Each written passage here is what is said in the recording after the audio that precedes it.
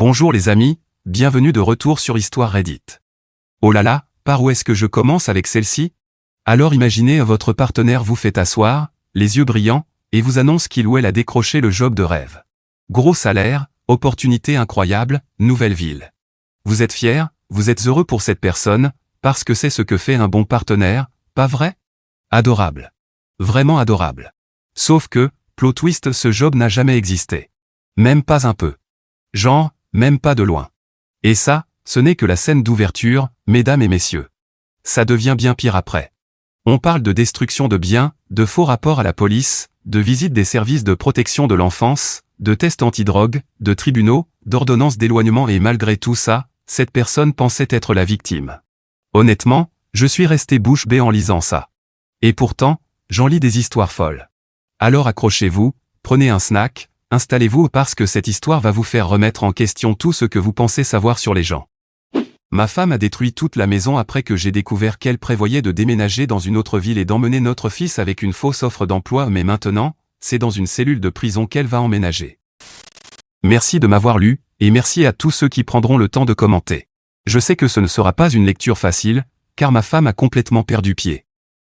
J'ai la trentaine, ma femme a la fin de la vingtaine. Nous sommes mariés depuis un peu plus de 4 ans et nous avons un bébé de 10 mois.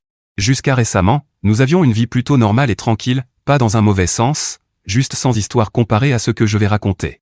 Elle a toujours été indépendante, ambitieuse et vive d'esprit, mais elle a commencé à agir différemment après la naissance du bébé. Après l'accouchement, elle se plaignait constamment de se sentir coincée, comme si sa vie lui échappait. Je pensais qu'elle faisait une dépression postpartum et j'ai essayé de l'aider autant que possible avec le bébé, allant jusqu'à lui faire consulter des professionnels. Elle tire son lait et nous le conservons au réfrigérateur, donc la nuit, je me levais pour nourrir le bébé moi-même afin que le manque de sommeil n'aggrave pas davantage son état mental. Pendant la journée, je prenais le relais dès qu'elle avait besoin d'une pause, parce que je voyais bien qu'elle n'arrivait pas à gérer. Je pensais simplement qu'il lui fallait du temps. Il y a environ 3 semaines, elle est rentrée à la maison extrêmement excitée, disant qu'on lui avait proposé un emploi de l'autre côté du pays, soi-disant une promotion majeure avec un excellent salaire et des avantages. Elle disait qu'elle devrait déménager en premier pour commencer la formation. Elle présentait cela comme une opportunité de rêve, quelque chose qu'elle ne pouvait pas refuser, et disait qu'elle nous ferait venir une fois installés. L'idée ne m'enchantait pas, j'avais une vie et un travail ici, mais elle expliquait que ce serait bénéfique à long terme parce qu'elle gagnerait bien plus que nos revenus combinés. Donc, si je trouvais un emploi là-bas, nous serions financièrement tranquilles. Je lui ai dit que je la soutiendrais, car elle semblait sincèrement enthousiaste. Mais les jours suivants ont été tendus. Elle était distante mais étrangement énergisée, parlant d'appartements qu'elle avait déjà regardés, d'écoles dans la région et du climat. Elle a commencé à faire ses valises et à préparer la transition en silence. Cela a duré jusqu'à la veille de son départ supposé. Elle avait laissé son ordinateur portable ouvert sur la table en allant au magasin, et une notification de mail est apparue. En regardant la boîte de réception, j'ai vu un message de la même entreprise qui était censée l'avoir embauchée, un email de refus daté de plus de 2 semaines auparavant. J'ai lu toute la conversation et vu l'échange complet. Elle avait postulé, passé 2 entretiens, et avait été rejetée à la dernière étape bien avant de m'annoncer qu'elle avait le poste. J'ai attendu qu'elle rentre et je lui ai posé la question. Elle n'a même pas essayé de nier. Elle avait l'air épuisée et a dit qu'elle n'arrivait plus à respirer ici, qu'elle devait partir, que j'étais contrôlant et qu'elle ne pouvait plus vivre sous mon toit. Elle a utilisé le fait que j'ai lu ses emails comme une preuve que j'étais contrôlant. Je lui ai demandé de quoi elle parlait et pourquoi elle avait menti à propos du travail. Elle s'est mise à pleurer, a dit qu'elle méritait un nouveau départ, puis elle est sortie en trombe avec le bébé avant que je puisse l'arrêter. Elle a pris son téléphone et a disparu dans la nuit. Je l'ai localisée via notre compte partagé et j'ai vu qu'elle se trouvait chez sa sœur, à environ 30 minutes. Je vérifiais sans cesse pour m'assurer que le bébé était toujours avec elle. Le lendemain matin, elle est revenue de nulle part, toujours furieuse, disant que j'avais tout gâché. Elle faisait les 100 pas, jetait des vêtements dans des sacs, répétant qu'elle partait quoi qu'il arrive. Quand je lui ai dit qu'elle ne pouvait pas simplement prendre le bébé et disparaître, elle a complètement perdu le contrôle. Elle a commencé à claquer les portes, à renverser des étagères, à casser une lampe, et à un moment donné, elle a ouvert le robinet de la cuisine et est partie en hurlant, ce que je n'ai découvert que plus tard. L'eau a débordé et s'est écoulée jusqu'au sous-sol. C'était comme regarder une personne totalement différente. Elle n'était plus mentalement présente. J'ai sorti mon téléphone et j'ai commencé à filmer parce que je ne savais pas quoi faire d'autre. Tout le temps, elle hurlait qu'elle n'avait plus rien et que j'avais gagné. Après qu'elle soit repartie en trombe, j'ai coupé l'eau, appelé un plombier et pris des photos des dégâts. Les planchers étaient trempés, une partie du mur avait gonflé, et les dégâts d'eau s'étaient étendus au plafond du dessous. C'était sérieux. Je suis resté là en réalisant que ce n'était pas juste une dispute, quelque chose n'allait vraiment pas. J'ai fait un sac, pris des vêtements pour le bébé, acheté du lait infantile en chemin et je suis allé chez mes parents ce soir-là. Je lui ai envoyé un message disant que je partais pour des raisons de sécurité et que le bébé allait bien. Elle n'a pas répondu. Environ 1 heure plus tard, elle a envoyé un seul message, « Tu le regretteras ». En ce moment, je suis assis à la table de la cuisine de mes parents. Ils sont allés se coucher, et ma mère m'a aidé avec le bébé pour que je puisse avoir un peu de temps pour moi. J'ai sauvegardé tous les messages et toutes les vidéos que j'ai, mais je ne sais même pas par où commencer sur le plan juridique. Elle ne m'a pas contacté pour demander comment va le bébé, mais elle dit à certaines personnes que je suis un père abusif qui a perdu le contrôle. Ma belle-mère a appelé en hurlant que j'avais pris son petit-fils en otage. Ma femme a aussi écrit à ma sœur pour dire qu'elle parlait à la police. J'ai dû montrer les vidéos à tout le monde pour rétablir la vérité. Je ne sais pas ce qui se passe avec ma femme ni ce qu'elle prévoit encore de faire, mais je ne prends aucun risque. Je vais appeler un avocat dès demain matin et prendre rendez-vous. Je compte demander la garde temporaire et déposer une demande de divorce. Je sais que certains diront qu'il faut la laisser se calmer, qu'elle a eu un épisode temporaire et que ça passera, mais je n'y crois pas. Je ne reconnais plus cette personne, et je ne pense pas que lui donner plus de temps arrangera quoi que ce soit. Elle a menti, est devenue violente, et je ne peux pas attendre qu'elle fasse quelque chose au bébé. Elle m'en veut pour une raison ou une autre, mais je pense qu'elle en veut aussi au bébé. Je ne souhaiterais ça à personne, mais je sais que d'autres ont vécu des situations similaires, avec un partenaire violent et un bébé impliqué. Je préfère ne pas prendre de risques et obtenir toute l'aide et tous les conseils possibles. Mise à jour 1. Avec tous les commentaires de soutien et les conseils utiles, la première chose que je dois faire est de vous remercier. Avoir un groupe de personnes qui semblent s'y connaître me rend plus calme, comme si j'avais un certain avantage. Lire les commentaires de personnes qui ont eu affaire à des partenaires abusifs m'a aidé à éviter des erreurs que d'autres ont commises. Certains ont souligné que ce que ma femme a fait n'était pas simplement une mauvaise dispute ou une crise, c'était quelque chose qui aurait pu devenir dangereux si je n'avais pas agi rapidement. J'ai pensé la même chose, et c'est pour cela que je suis parti avec mon fils aussi vite que je l'ai fait. J'aimerais pouvoir dire que les choses se sont calmées après mon départ avec le bébé, mais en réalité, ça a empiré. Le matin après avoir posté, j'ai reçu l'appel d'un ami commun me demandant si c'était vrai, que j'étais parti avec le bébé après avoir détruit la maison lors d'une crise. C'est comme ça que j'ai appris que ma femme était allée voir la police. Elle leur a dit que j'avais pris notre enfant et disparu après avoir saccagé notre maison. J'ai montré les photos des dégâts comme preuve qu'elle mentait et déposait de faux signalements contre moi. Ces mêmes photos font maintenant partie des preuves que j'ai remises à mon avocat, avec les vidéos que j'ai enregistrées. Je pense qu'elle était dans une sorte de transe ou de crise psychotique. Je ne suis pas expert, mais elle n'a même pas remarqué que je filmais. Sinon, je ne comprends pas pourquoi elle mentirait en sachant que j'ai des preuves. Si vous l'aviez vue, vous auriez pu penser qu'elle était possédée. Je ne crois pas à ce genre de choses, mais c'est la meilleure façon de décrire ce que j'ai vu. Mon avocat m'a dit de tout sauvegarder et de ne rien publier en ligne, car nous avons besoin que tout cela reste utilisable comme preuve et ne soit pas invalidé devant le tribunal, c'est là que tout cela compte vraiment. Elle raconte aussi à des gens que je consomme de la drogue. Apparemment, cela fait partie de son récit, j'aurais perdu le contrôle après avoir pris quelque chose. Je n'ai jamais touché à quoi que ce soit de plus fort qu'une bière. À ce stade, je pense qu'elle projette peut-être, et qu'elle pourrait être celle qui consomme réellement des substances. Je ne sais pas reconnaître les signes évidents de consommation de drogue, mais vu la façon dont elle agissait, il n'est pas difficile d'imaginer cette possibilité. Cela pourrait aussi être purement psychologique, et qu'elle cherche simplement à mentir à mon sujet, ce qui me terrifie, parce que si c'est le cas, elle faisait tout cela en étant avec notre bébé. En plus de ça, elle allaitait encore jusqu'à ce que je parte et que je passe au lait infantile. Je compte emmener mon fils à un examen médical et expliquer ce qui se passe afin qu'il puisse faire tous les tests nécessaires, puisqu'il a peut-être été exposé à quelque chose via le lait maternel. Une partie de ce que je sais sur ce qu'elle dit ou sur son comportement me vient de mes beaux-parents. Vous savez déjà ce qui s'est passé, mais eux s'inquiètent pour leur fille. Les quelques personnes qui ont vu les preuves, avant que mon avocat me dise d'arrêter de les partager, ont été choquées par toute la situation. Ma femme a fait un virage à 180 degrés en très peu de temps. Elles ne comprennent pas comment elle est passée d'une personne à ce point-là. Mon avocat, spécialisé en droit de la famille, a demandé la garde temporaire et a parlé à la police au sujet du signalement qu'elle a déposé. Il a aussi dit que cela dépasse largement un simple conflit conjugal, il s'agit potentiellement d'un enlèvement parental et de destruction de biens. Il m'a dit que le rapport de police de ma femme pourrait bien se retourner contre elle une fois que les preuves seront examinées. Le même après-midi, j'ai reçu un appel de l'agent chargé du dossier. Ils avaient parlé avec mon avocat, mais voulaient ma version des faits. Je m'y suis rendu et j'ai passé quelques heures à tout expliquer. Je leur ai aussi remis des copies de toutes les preuves que j'avais et expliqué que j'avais emmené mon bébé pour des raisons de sécurité, et non pour l'enlever comme ma femme l'affirmait. L'agent a dit qu'une enquête serait ouverte sur les deux signalements, le sien contre moi et le mien contre elle. Je suis presque certain que le sien n'ira pas bien loin, mais l'enquête sur ses actes et sur son faux signalement pourrait avancer, ce qui me semble être l'issue la plus probable. Puis, totalement à l'improviste, j'ai reçu un appel de notre propriétaire. Il a dit que le logement était dans un état catastrophique et qu'il voulait des explications. Il m'a expliqué qu'il était passé à la maison et avait remarqué que quelque chose n'allait pas. En regardant de plus près, il a constaté une partie des dégâts. Je lui ai expliqué une partie de ce qui s'était passé, et il m'a demandé de venir sur place pour que nous entrions ensemble et évaluions les dommages. Je lui ai dit que je ne pensais pas que ce soit une bonne idée à cause de ma femme, mais il m'a répondu qu'elle ne semblait pas être là, sa voiture n'était pas devant la maison, et qu'il agirait comme témoin. J'ai parlé à mon avocat, qui a dit que c'était une bonne idée, car nous pourrions documenter d'autres dégâts et le propriétaire pourrait servir de témoin. Le cadre de la porte d'entrée était fendu, comme si quelqu'un l'avait défoncé à coups de pied. Il y avait des trous dans les murs, le lavabo de la salle de bain était fendu en deux, et les sols étaient de nouveau trempés. On aurait dit que quelqu'un était passé de pièce en pièce pour tout détruire par pure vengeance. Le propriétaire était évidemment très mécontent des dégâts causés à son bien, mais il s'est aussi montré plutôt compatissant à mon égard. J'ai envoyé les photos à mon avocat, qui les a ajoutées à la liste déjà longue de preuves. Les dégâts se chiffrent facilement en milliers de dollars, et même si je suis techniquement responsable puisque je suis sur le bail avec ma femme, nous allons tenter de récupérer les coûts auprès d'elle. Pendant ce temps, elle a continué à m'envoyer des messages depuis des numéros aléatoires, disant que je lui avais volé son bébé, que je regretterais ce que j'avais fait, que j'avais ruiné sa vie. Je n'ai répondu à aucun d'eux. Chaque message allait directement dans un dossier que mon avocat m'a demandé de conserver. Il m'a dit que ce harcèlement aggrave encore sa situation, même si elle était déjà très mauvaise, mais il m'a aussi averti de ne pas répondre ni de la provoquer davantage, car elle pourrait tenter quelque chose de plus dangereux contre moi ou contre mon enfant.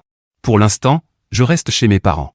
Ma mère m'aide avec le bébé, et j'essaie de maintenir une certaine routine, les repas, les siestes, le coucher, tout. Ma femme n'a même pas demandé à voir le bébé depuis qu'elle a déposé son signalement. Elle semble davantage focalisée sur sa crise, ou quoi que ce soit qu'elle traverse. Je sais quelque chose par l'intermédiaire de ses parents, mais pas grand-chose. Je ne sais pas si elle vit chez eux ou non. Je suis convaincu que ce n'est pas le cas, car elle continue à se comporter de façon erratique. D'après ce que j'ai compris, ses parents s'inquiètent pour elle, donc ils devraient faire quelque chose pour la prendre en charge, si c'est seulement possible. Mais comme la situation continue d'empirer, je ne pense pas qu'ils sachent réellement où elle se trouve. La police a été étonnamment raisonnable depuis que je leur ai remis mes preuves. Ils m'ont dit de ne pas m'inquiéter pour une arrestation ou des problèmes de garde pour le moment, car tout ce dont elle m'accuse est contredit par les preuves vidéo. Malgré tout, le stress est constant. Je n'arrive pas à me débarrasser de l'idée qu'elle pourrait débarquer chez mes parents et tenter de faire du mal à ma mère juste pour atteindre mon fils. Je ne lui ai pas dit que je suis ici, mais ce n'est pas difficile à deviner. J'ai demandé s'il y avait une possibilité de l'arrêter, mais pour l'instant, la police ne peut rien faire.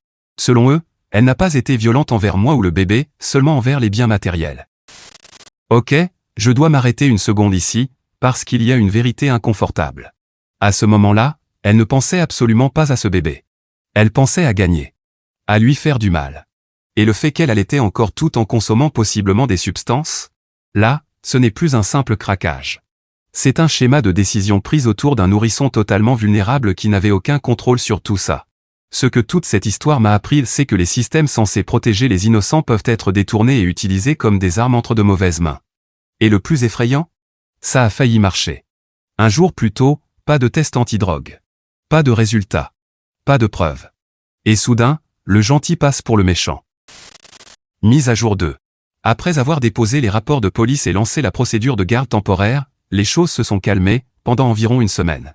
J'espérais que la situation s'était un peu apaisée. Peut-être que ses parents étaient intervenus. Puis j'ai reçu un appel des ressources humaines de mon travail. Ils m'ont dit qu'ils avaient reçu un email anonyme affirmant que j'avais un problème de toxicomanie et que je m'étais présenté plusieurs fois au travail en état d'ivresse. Ils étaient obligés d'enquêter. J'ai immédiatement expliqué ce qui se passait avec ma femme, sans consulter mon avocat. J'ai proposé de passer un test de dépistage de drogue le jour même, et ils ont accepté. Je l'ai passé dans un laboratoire indépendant et je leur ai envoyé les résultats, totalement négatifs. Mon avocat a apprécié cela, car cela servait de preuve que je suis un parent sobre, ce que ma femme aurait beaucoup plus de mal à prouver. Moins d'un jour après la réception des résultats, on a frappé à la porte. C'étaient les services de protection de l'enfance, au domicile de mon père. Nous savons donc maintenant qu'elle sait où je suis. Ils ont dit avoir reçu un signalement anonyme de mise en danger d'enfant, plus précisément que mon bébé vivait dans des conditions dangereuses avec un père sous l'influence de drogue. Je les ai invités à entrer pour que nous puissions discuter calmement et en privé. Avec les résultats du test, littéralement remis la veille, il a été facile de laver mon nom. Ils ont été polis. Après la visite, ils ont dit qu'ils ne voyaient aucun motif d'inquiétude et qu'ils fermeraient le dossier sous réserve de vérification des documents. Le propriétaire a été vraiment correct tout au long de cette affaire. Il a vu les preuves et confirmé les dégâts matériels, ce qui, avec mes vidéos, montre qu'elle en est responsable au moins en grande partie. Entre l'inondation et ce qu'elle a fait à l'intérieur de la maison, les réparations dépassent les 20 000 $. Le propriétaire a déjà commencé à parler avec des entrepreneurs, et les devis tournent autour de ce montant. Il a également résilié notre bail pour cause de force majeure. Comme je l'ai déjà dit, je suis responsable des réparations, mais ma femme l'est aussi en partie. Nous prévoyons également de la poursuivre afin qu'elle couvre la part qui me revient. Je discute aussi avec mon avocat d'un accord de garde plus formel. Pour l'instant, tout repose sur des mesures d'urgence, mais une fois que l'audience de garde commencera, je veux quelque chose de solide. Mon avocat dit qu'avec le type de documentation que j'ai, il ne serait pas très difficile pour ma femme de perdre totalement la garde. J'ai une audience de garde prévue dans quelques semaines. C'est là que tout atteindra un point de rupture. Nous prévoyons également de déposer les plaintes et d'engager toutes les actions en justice une fois que mon avocat aura finalisé les documents. Mise à jour 3. Désolé d'avoir pris un peu de temps loin de Reddit pour remettre de l'ordre dans certains aspects de ma vie. L'enquête sur les dégâts causés à la maison est revenue, et il a été confirmé qu'il s'agissait d'une destruction volontaire. Entre mes vidéos, les horodatages et les déclarations des voisins qui l'ont entendu hurler cette nuit-là, il n'y avait vraiment aucun moyen pour elle de s'en sortir par des explications. Certaines personnes ont demandé pourquoi mon propriétaire exige que je paie les réparations alors qu'il est clair que ma femme les a causées. La raison est que nous étions tous les deux sur le bail, donc nous sommes tous les deux responsables des dommages tant que le bail était en vigueur. Cela dit, il ne me réclame pas officiellement le paiement pour le moment. Il travaille même avec mon avocat pour poursuivre ma femme afin que je puisse récupérer l'intégralité de la somme auprès d'elle. Il poursuit également ma femme pour sa part des dégâts. Il y a beaucoup de détails juridiques en jeu, mais les avocats font leur travail. Il est probable que je doive d'abord payer ma part au propriétaire avant de récupérer l'argent plus tard, mais j'ai pleinement l'intention de la récupérer. En parallèle, une avalanche de procédures judiciaires a commencé, divorce, garde, poursuite, presque en même temps que la police l'a formellement inculpé de plus d'infractions que je n'arrive même à m'en souvenir. Voyons voir, d'un côté, il y a le faux rapport de police, qui est entièrement de sa faute. Mais il y a plus que ça. La police a ordonné une analyse toxicologique, et elle est revenue positive. Donc, l'une de nos actions en justice, ainsi qu'une inculpation pénale, concerne la mise en danger de notre enfant pour l'avoir allaitée alors qu'elle était sous l'influence de substances. Elle a aussi mis notre enfant en danger le jour où je l'ai sorti de la maison. Les dégradations matérielles constituent également une infraction pénale et une action civile, ou plusieurs, si l'on inclut le propriétaire. Et il y a les menaces. Je suis sûr qu'il y en a d'autres, mais ce sont celles dont je me souviens principalement. Certaines de ces infractions sont assorties de la possibilité de libération sous caution, ce qui signifie qu'elle ne purgerait pas nécessairement une peine de prison si elle était condamnée. Mais prise dans leur ensemble, la situation est différente, et il existe une forte probabilité qu'elle aille en prison. Son avocat nous a contactés ensuite pour tenter de parvenir à un accord amiable pour les actions civiles. En gros, il proposait de tout régler pour quelques milliers de dollars. J'ai dit à mon avocat que nous n'accepterions pas. Elle sait ce qui l'attend et essaie de paraître raisonnable pour que les charges ne soient pas aussi lourdes. Elle pourrait tenter de négocier une entrée dans un centre de réhabilitation ou quelque chose de similaire. Du moins, c'est la stratégie que mon avocat pense qu'elle pourrait utiliser.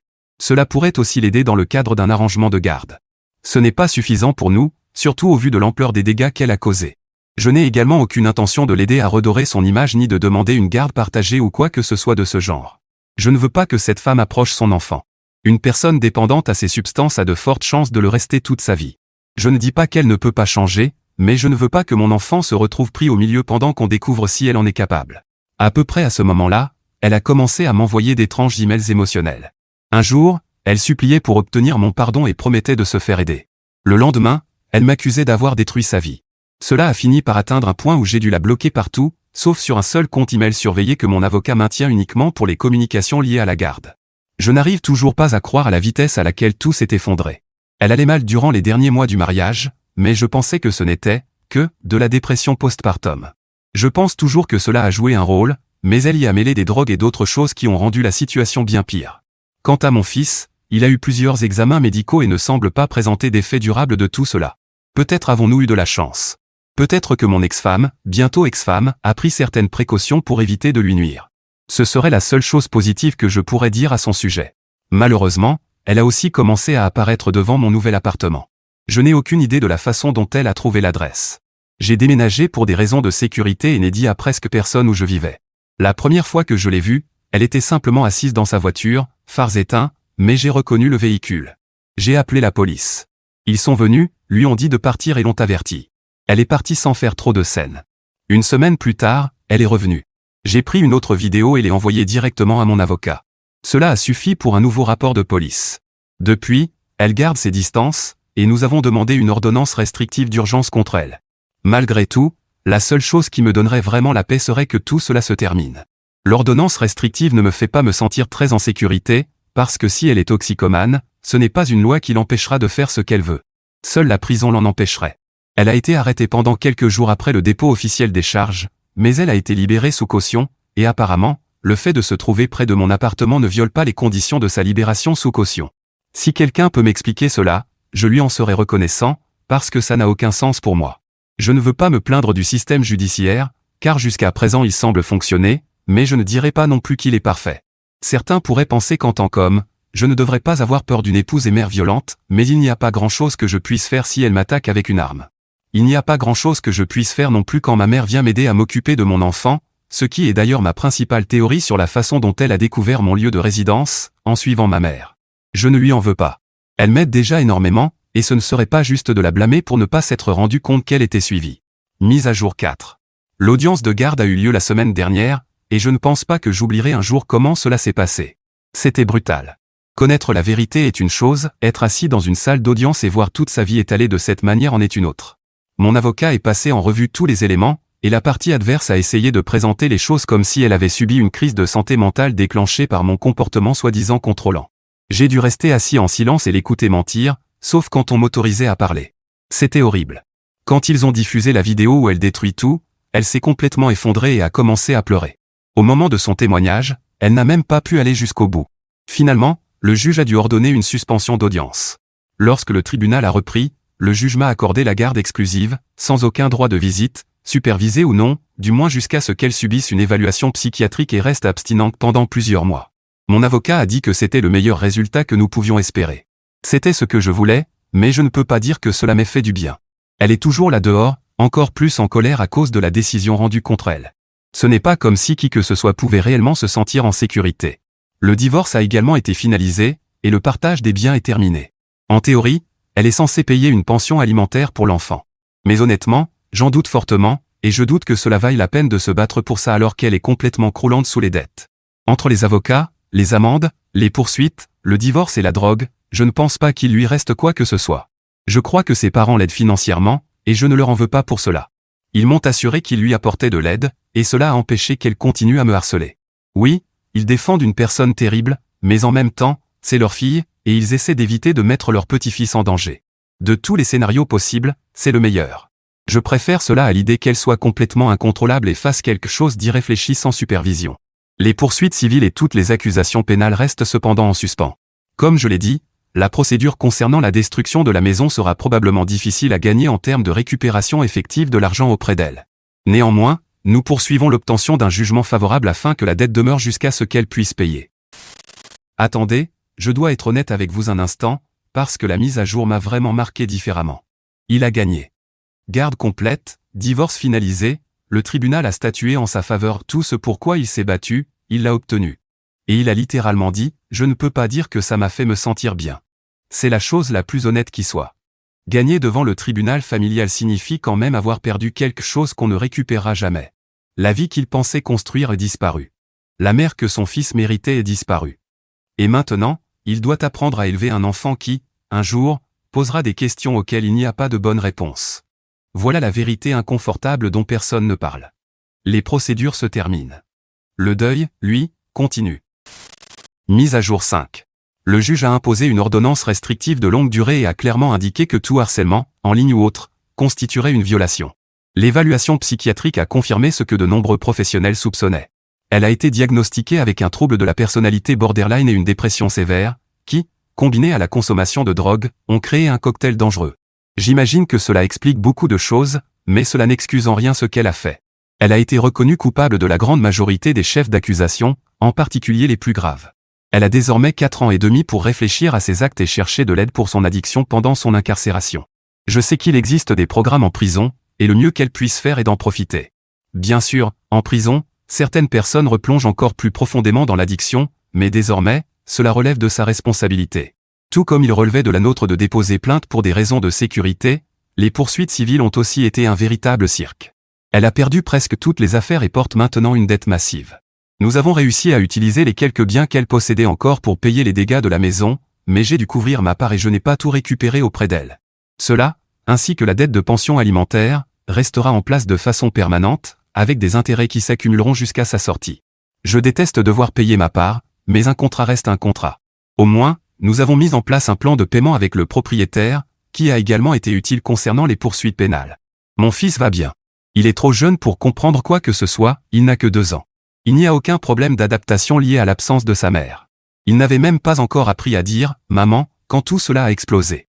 Mes anciens beaux-parents m'ont parlé une fois que toutes les démarches juridiques ont été réglées. Ils ont comblé certaines zones d'ombre importantes et m'ont expliqué comment ils avaient réussi à lui obtenir de l'aide pendant ces mois-là pour ses addictions. C'est ce qui l'a maintenu relativement stable pendant un certain temps. Ils ne voulaient pas qu'elle me harcèle ni qu'elle tente quoi que ce soit contre ma famille ou notre fils, et ils espèrent qu'elle continuera à recevoir de l'aide en prison afin que tous les efforts qu'ils ont fournis ne soient pas vains. Je vois et je comprends à quel point cela a été douloureux pour eux, tout comme ça l'a été pour moi, mais c'est parfois ainsi que la vie se déroule. Quand on se marie, on n'imagine pas qu'on finira divorcé, ni que sa femme deviendra une personne dépendante qui détruit tout, physiquement et émotionnellement. Même eux n'auraient jamais pensé élever une fille qui en arriverait à ce point. Eddie, je pense que je vous dois quelques précisions, car j'ai volontairement simplifié certaines choses dans mon récit. Ma femme souffrait de dépression postpartum, ce qui l'a menée à consommer des drogues comme moyen d'évasion. C'est ce que ses parents m'ont dit et ce qui a déclenché toute cette spirale. Je ne pense pas qu'il y ait beaucoup plus à ajouter, car c'est tout ce que ses parents savent et m'ont confié. Ils en savent peut-être davantage, mais c'est difficile à dire. Mise à jour 6. J'ai récemment reparlé avec mes anciens beaux-parents, car ils avaient quelque chose d'important à me signaler. Ils estimaient que je devais le savoir. Mon ex-femme a rechuté en prison et, à la suite de cela, sa peine a été prolongée de 6 mois supplémentaires. Elle aurait pu être libérée dans 2 ans, mais elle devra maintenant purger 2 ans et demi en raison de cette infraction. Ils m'ont prévenu au cas où elle tenterait de me contacter depuis la prison. Je suis désormais au courant et je ne répondrai à aucun appel provenant de l'établissement pénitentiaire. Je ne pense pas que je l'aurais fait de toute façon. Ce sont d'ailleurs ses propres parents qui ont signalé sa consommation de drogue, car lors de l'une de leurs visites, ils ont remarqué des signes de rechute. Ils l'avaient vu avant qu'elle ne reçoive de l'aide et reconnaissaient les schémas. Cela a dû être extrêmement douloureux pour eux, en tant que parents, de faire ce signalement en sachant que cela prolongerait son incarcération.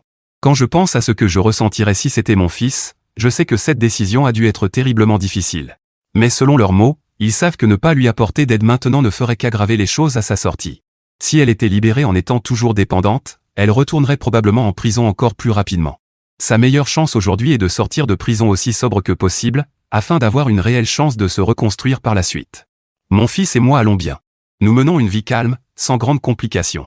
Mon père a été malade pendant plusieurs mois l'an dernier, mais il va beaucoup mieux maintenant, et rien d'inhabituel ne se présente à l'heure actuelle. Alors ma famille YouTube, voici mon opinion sincère sur tout ça. Cette histoire m'a un peu bouleversé. Pas de façon dramatique, mais de cette manière silencieuse et inconfortable où l'on réalise que la vie peut réellement s'effondrer plus vite que ce qu'on nous laisse croire. Parlons des choses importantes. D'abord, cet homme a presque tout fait correctement. Et je veux que vous le remarquiez, parce qu'on ne le dit pas assez. Quand il a découvert que sa femme avait menti à propos du travail, il n'a pas explosé. Il a posé des questions calmement. Quand elle a détruit la maison, il a filmé au lieu de riposter. Quand elle a déposé de fausses accusations, il avait déjà des preuves. Il ne l'a pas rabaissé publiquement, il n'a pas empêché ses parents de l'aider, il n'a même pas célébré la décision du tribunal. Ce n'est pas de la faiblesse, c'est quelqu'un qui a gardé la tête froide alors que tout brûlait autour de lui. Respect à lui, honnêtement. Maintenant son ex-femme. Pour moi, ce n'est pas un monstre, c'est une tragédie. La dépression postpartum est réelle, elle est brutale, et elle est énormément sous-estimée et sous-accompagnée. Mais c'est là que ça devient inconfortable, la dépression postpartum n'explique pas les mensonges, la manipulation, les fausses accusations ni la consommation de drogue en allaitant. C'est là que ma compassion trouve ses limites. Elle avait quelqu'un qui essayait réellement de l'aider. Il se levait la nuit pour nourrir le bébé. Il l'encourageait à suivre une thérapie. Elle avait du soutien, et malgré ça, elle a fait les choix qu'elle a faits. Et ça compte. La plus grande leçon de toute cette histoire? Documentez tout pour avoir des preuves. Pas parce que vous êtes paranoïaque, mais parce que quand les choses tournent mal et parfois ça arrive, la vérité a besoin de preuves. Une vidéo, une capture d'écran, un horodatage, ce sont ces choses-là qui ont sauvé le fils de cet homme, sa réputation et sa liberté. Deuxième leçon, les problèmes de santé mentale méritent de la compassion, mais ils n'annulent pas la responsabilité. Les deux peuvent coexister. Et la dernière? Le fait que ses ex-beaux-parents aient signalé la rechute de leur propre fille, ça m'a brisé le cœur. Voilà à quoi ressemble parfois le véritable amour. Un amour douloureux, brutal, mais honnête. C'est la partie qui m'est restée le plus longtemps en tête. Alors mes amis, partagez vos vraies pensées là-dessus, et dites-moi en commentaire ce que vous en pensez. Et merci d'avoir passé ce moment avec moi sur Histoire Reddit. N'oubliez pas de liker et de vous abonner. À très bientôt dans la prochaine vidéo.